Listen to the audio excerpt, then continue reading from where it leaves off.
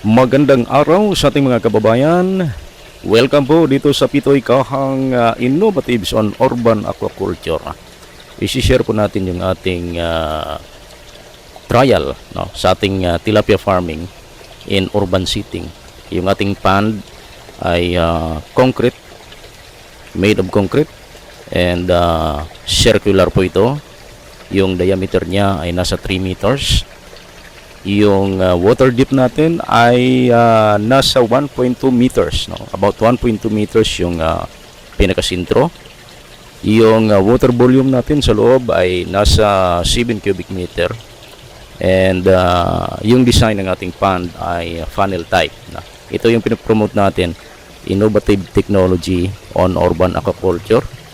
And ito ngayon yung ating tilapia trial. Ayan, nagkaroon tayo ng first harvest. Ayan, ang ganda ng ating production.